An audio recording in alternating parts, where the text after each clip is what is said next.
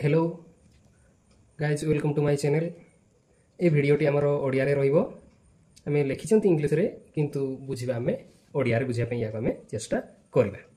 तो आज आमे जो विषयटी पढुछंती बुझुछंती से टॉपिक रो ना होउची रिफॉर्म्स ऑफ नेपोलियन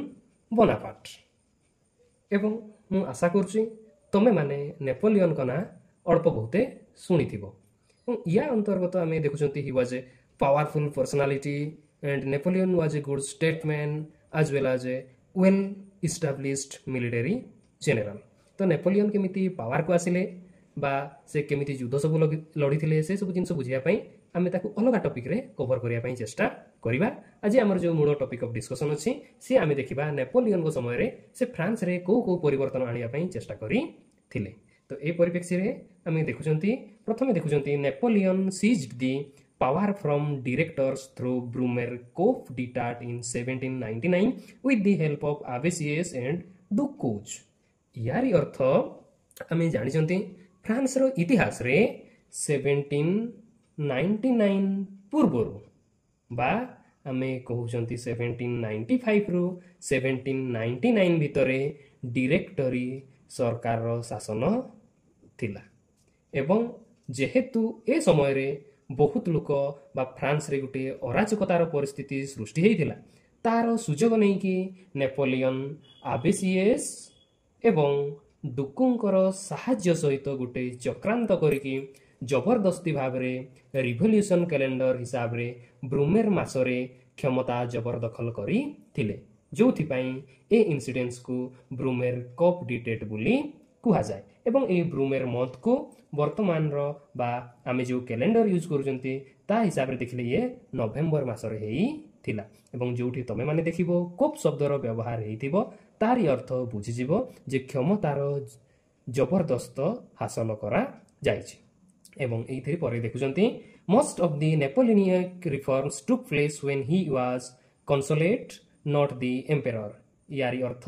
नेपोलियन जेते बेले प्रथम कंसोल थिले फ्रांस रो से समय रे तांको बहुत सुजोग मिलिथिला, तांको पाखरे बहुत समय थिला, से फ्रांस रे विभिन्न संस्कारमूलक पदक्षेप नै थिले। एवं आमे जेते बेले देखुचंती से जेते बेले एम्परर हेले अर्थात सम्राट हेले सेते बेले से युद्ध रे बहुत व्यस्त रहिले, से टाइम रे से बहुत कम रिफॉर्म आनी चंती। एवं तापरे आमे देखुचंती फ्रांस रो इतिहास रे 1799 रु 1804 पर्यंत समय को कंसोलेट पीरियड बुली कुहा जाय। आमे कहिले पुनी आज consulate had replaced directors, it has to fulfill the gaps, bring peace in anarchical France and carry out financial reform। जेहेतु आमे देखिथिले डायरेक्टरी सरकारंको दुर्बलता जुगु कंसोलेट सरकार आसीथिला बा फ्रांस रे कंसोलेट व्यवस्था हेतिला। एबे कंसोलेट पाखरे समस्त कर्तव्य अछि से समस्त गैप गुडी को फुलफिल करिवो एवं जो अराजकतार परिस्थिति सृष्टि हेइछि सेथिरे से शांति आनिबा पई चेष्टा करिवो। तापरे एबे आमे देखिबा डिफरेंट रिफॉर्म्स ऑफ नेपोलियन। ए भितर आमे प्रथमे देखुचंती कॉन्स्टिट्यूशनल रिफॉर्म। कॉन्स्टिट्यूशनल रिफॉर्म को आमे संविधानिक संस्कार बोली कहिथांती। एवं प्रथमे आमे देखिबा ए जो संविधानिक रिफॉर्म एथिरे बुझिया पुरो आमे देखिबा it was or the consulate introduced the constitution of year 1799 बा आमे कोन कहउचंती कंसोलेट समय रे 1799 मसीहा रे कॉन्स्टिट्यूशन ऑफ ईयर 8 रो प्रणयन करा गला। या को ईयर 8 एथि पई कुआ जाउची आमे देखिथिले सर्वप्रथम करिकि 1791 मसीहा रे फ्रांस देश रे कॉन्स्टिट्यूशन लागू करा जाई थिला। एबे आमे देखिबा ए कॉन्स्टिट्यूशन रो कोन लक्षण रहिछि, तार कोन प्रोविजन अछि, प्रावधान अछि। एवं प्रथम प्रोविजन आमे देखुचंती ए कॉन्स्टिट्यूशन अंतर्गत जो एग्जीक्यूटिव बॉडी अछि बा जो व्यक्ति मानक शासन करिवार अधिकार अछि बा जाहा को आमे शासक गोष्ठी बोली कहउचंती तांको विषय रे ए कॉन्स्टिट्यूशन रे कोन प्रावधान थिला ताकू आमे प्रथमे देखिबा। एइथिरे आमे कहउचंती all the executive powers are given to 3 consuls. आमे कहउचंती तारी अर्थ होउची शासन करिवार समस्त क्षमता 3 जण कंसोल को दिया गला। कंसोल गुटिए पावरफुल पोजीशन आ ए जो आमे देखुचंती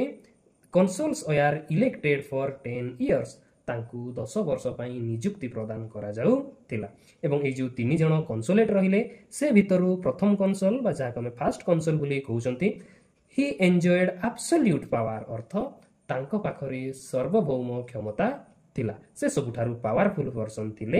and he had the right to appoint the rest to consuls and other official ଏବଂ ତାଙ୍କ ପାଖରେ ଅନ୍ୟ ଦୁଇ ଜଣ କନସୁଲକୁ ନିଯୁକ୍ତି କରିବା ସହିତ ଅନ୍ୟ ବିଭିନ୍ନ ପଦାଧିକାରୀ ଅଫିସର ମାନଙ୍କୁ ନିଯୁକ୍ତି କରିବାର ଅଧିକାର ପ୍ରଥମ କନସୁଲଙ୍କର ଥିଲା additional Hi was the chief commander of army ଫ୍ରାନ୍ସର ଯେଉଁ ନ୍ୟାସନାଲ ଆର୍ମି ଅଛି ସେ ତାର ମୁଖ୍ୟ ସେନାପତି ଥିଲେ ଏବଂ ହି ହାଡ ଦି ପାୱାର ଏବଂ ତାଙ୍କ ପାଖରେ କ୍ଷମତା ଥିଲା କୋଉ କ୍ଷମତା ଥିଲା ଟୁ ୱେଜ ୱାର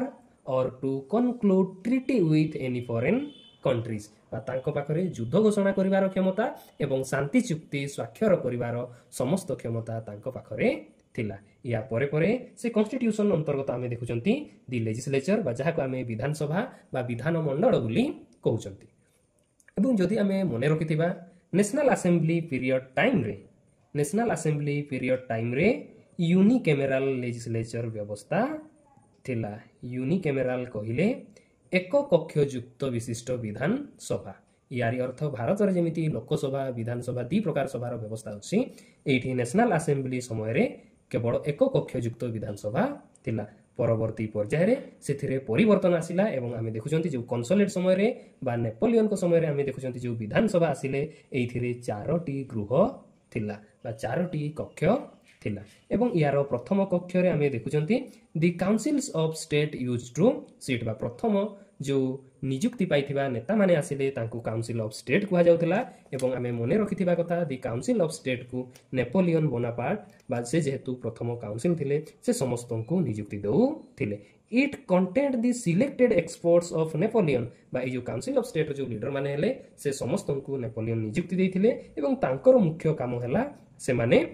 संविधान गृह पाई विभिन्न बिल रो निर्माण करिवे they are given the task of drafting the bill एवं सेकेंड ग्रुप जहाँ विधानसभा रे बसुला ताकु आमे सीनेट बुली कहउछंती ए सीनेट रे टोटल 60 जन मेंबर थिले एवं तांकर मुख्य काम थिला they acted as guardian of constitution यारी अर्थ से माने तदारख करुथिले जे संविधान सतरे फ्रांस देश रे ठीक भाबरे कार्य करूची कि कार्यकारी होउनी कि कोनोसी व्यक्ति संविधान रो अवमानना करूचंती कि से जिनिस को सीनेट विचार करू थिले एवं ए सीनेट पाखरे आ गोटे क्षमता थिला it enjoyed the power of accepting और रिजेक्टिंग द लॉज जो माने सीनेट रो मेंबर थिले तांको गोटे स्पेशल क्षमता दे थिला से माने जे कोनोसी नियम को ग्रहण करि पारुथिले किबा ताको अमान्य करि पारुथिले आमे तृतीय कक्ष देखुचंती जाको आमे ट्रिब्यूनेट बुली कहउचंती एथिरे टोटल 100 जन मेंबर थिले एवं ए जो ट्रिब्यूनेट जो सदस्य थिले सेमानंक पाखरे जो बिल आसीची जो नूतन नियम पारित हेबार अछि जो रिजोल्यूशन आसी ता ऊपर केवल डिबेट एवं डिस्कशन करिवार अधिकार रहिछि ऑन दी अदर हैंड सेमानंक पाखरे भोट देबार कोनोसी अधिकार रहि नाही जे सेमाने बिल को ग्रहण करूचंती कि अग्राह्य करूचंती एवं फोर्थ पार्ट जहाँ लेजिस्लेचर बॉडी अंतर्गत देखुचंती से होउछि लेजिस्लेचर असेंबली एवं ए जो मेंबर्स माने रहिले सेमानंक पाखरे भोट देबार क्षमता थिला सेमाने नियम को पारित करिवारे सहाय्य करूथिले किंबा से बिल को रिजेक्ट करि दउथिले किंतु एमानंक पाखरे से जिनिस को नै कि डिबेट किंबा डिस्कशन करिवार कोनोसी अधिकार नथिला।